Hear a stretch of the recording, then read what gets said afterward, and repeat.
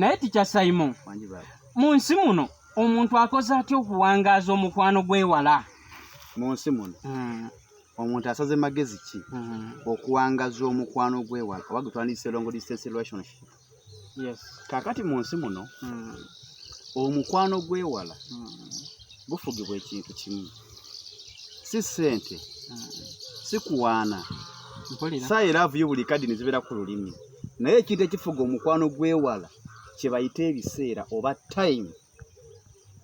omuntu ne wonaaba ng'omwagala otya naye nga tomuwa time bagenda mukutwalako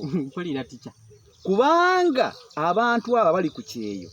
abantu abasinga bakolanga baddu babatulugunya nga talina muntu gwakaabira talina gwagenda sindira anoonya omuntu amugumya tamulaba anoonya omuntu amuzzaamu ku maanyi tamulaba ng'oleno Uganda oli mu kuzunga wefudde bize okitegedde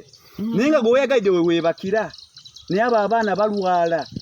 n'abanga amazima mulwadde naye nga nagenda omujjanjaba taliiwo ng'alina okugenda akola emirimu mateeka kati omuntu gw'aba alina mu nsi yoyo amwagala gw'ayagala yeyekka yekka asobola omugumya kyabasinga okwagala kumukubira kasimu ka video call ngaako jebaleko mukwano how has been your day bikuyisa bitya oli bulungi obugambo bokoobo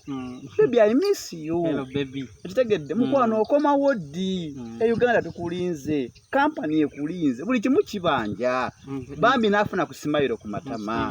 kitegedde naye buli wona amala ennaku 2-3 nga toyogera na mwagalwawo nkulayira bagenda mupasula kubanga oyo omuntu mwini box yembera mubanja abamukwana ate nga bakimanya ina n'obusente kitegera bulungi kati buli woba ngo mumye gap eyo buli wotekawo gap eyo nga tumuwa budde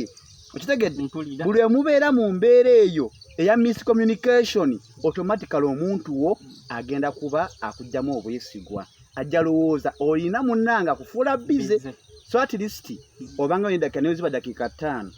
no mati ndaka town nokuzuwa munnange abeere mu mativu amanye nti mulowoozaako bonamu wa time nasigala nga amazima takutereeramu omanyango just kasagazi bwenzi kigadde